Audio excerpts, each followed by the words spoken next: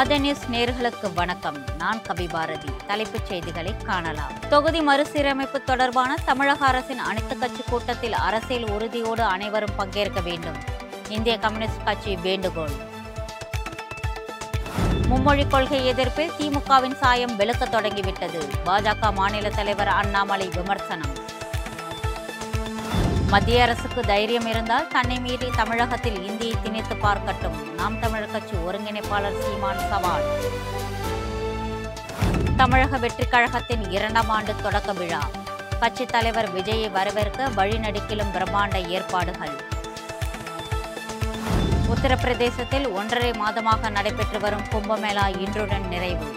கடைசி நாளில் பக்தர்களின் எண்ணிக்கை மேலும் அதிகரிக்கும் என்பதால் கடுமையான கட்டுப்பாடுகள் விதிப்பு. இனி தொடர்வது விரிவான செய்திகள். அடுத்த மாதம் 5ஆம் தேதி நடைபெறும் அனைத்து கட்சி கூட்டத்தில் அரசியல் உறுதியோடு அனைவரும் பங்கேற்க வேண்டும் என இந்திய கம்யூனிஸ்ட் கட்சி வேண்டுகோள் விடுத்துள்ளது. இதுகுறித்து அக்கட்சியின் மாநில செயலாளர் முத்தரசன் வெளியிட்டுள்ள அறிக்கையில், சட்டப்படி தமிழகத்திற்கு ஒதுக்க வேண்டிய நிதியை ஒதுக்காமல் வஞ்சித்து வரும் மத்திய அரசு பள்ளிக் கல்வியில் ஹிந்தி மொழியை பலவந்தமாக திணித்து தமிழ் மொழிக்கு கேடு செய்யும் நிபந்தனைகளை விதித்து அமைதியை சீர்குலைத்து வருகிறது என குற்றம் சாட்டியுள்ளார். இந்த சூழலில் நாடாளுமன்ற தொகுதிகளை மறுசீரமைப்பு மூலம் தமிழ்நாட்டின் 8 தொகுதிகளை வெட்டியெடுத்து 31 தொகுதிகளாக குறைத்துவிடும் முயற்சியில் மத்திய அரசு ஈடுபட்டு வருகிறது என அவர் சுட்டிக்காட்டியுள்ளார். இது தொடர்பாக வரும் 5ஆம் தேதி அனைத்து கட்சி கூட்டம் நடத்த தமிழ்நாடு அரசு ஏற்பாடு செய்துள்ள நிலையில், மத்திய அரசின் மக்கள் விரோத ஜனநாயக விரோத செயலை தடுத்து நிறுத்த அனைத்து அரசியல் கட்சிகளும் கலந்து கொண்டு ஒருமுகமாக எதிர்ப்பு தெரிவிக்க வேண்டும் என்றும் முத்தரசன் வலியுறுத்தியுள்ளார்.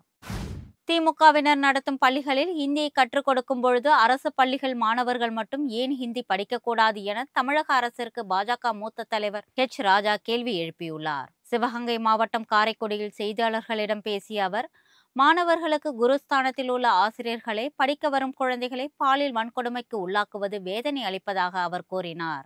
ஒழுக்கத்தை போதிக்கின்ற சூழ்நிலைகளை பள்ளிகளில் உடனடியாக அரசு தொடங்கினால்தான் அடுத்த தலைமுறை ஒழுக்கமாக வளரும் என தெரிவித்த அவர், நீதி போதனைகளை தமிழக பாடத்திட்டத்திலிருந்து நீக்கியதால் தான் பள்ளிகளில் பாலியல் வன்கொடுமைகள் அதிகரித்து வருகிறது என தெரிவித்தார்.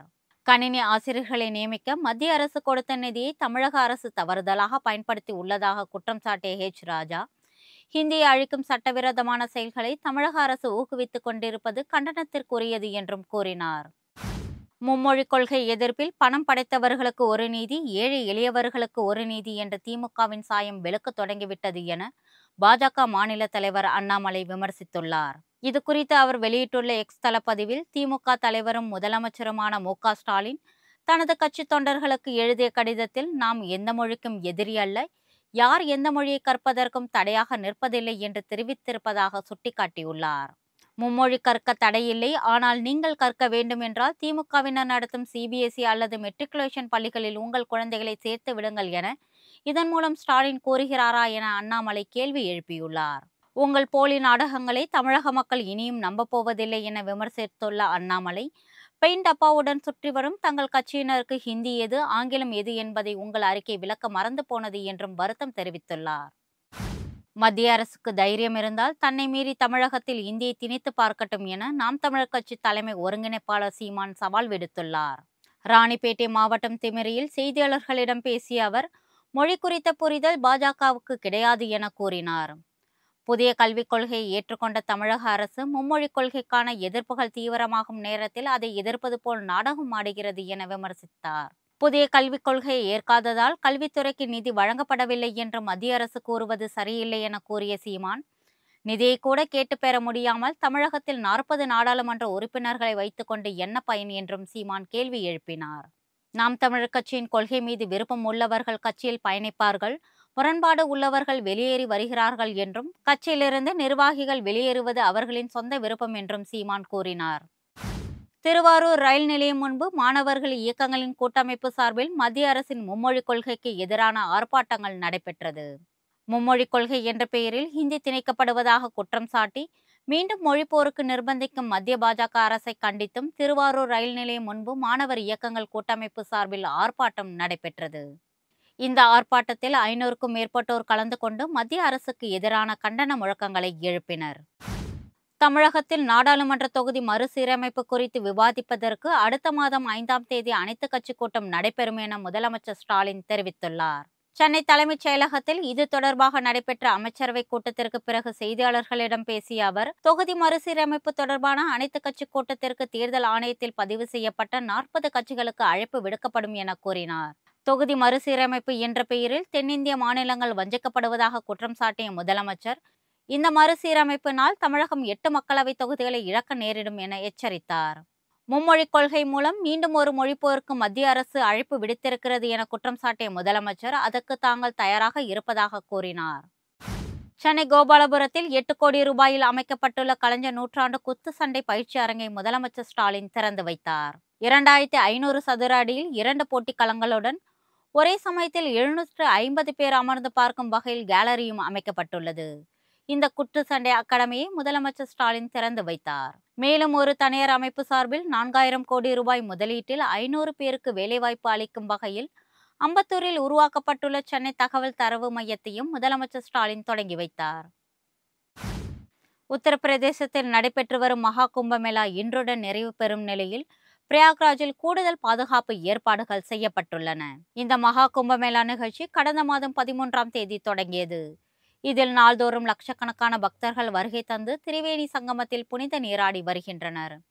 இதுவரை 60 கோடிக்கும் அதிகமான பக்தர்கள் புனித நீராடியுள்ளனர். கடந்த 1.5 மாதமாக விமர்சையாக நடந்து வரும் கும்பமேளா மகா சிவராத்திரி தினமான இன்றுடன் நிறைவடைகிறது. இதனால் இன்றைய தினம் ஏராளமான பக்தர்கள் வருவார்கள் என எதிர்பார்க்கப்படுகிறது. இதனை கருத்தில் கொண்டு நேற்று மாலை முதலே பிரயாக்ராஜ் நகரம் முழுவதும் வாகனங்கள் தடை செய்யப்பட்ட பகுதியாக அறிவிக்கப்பட்டுள்ளது.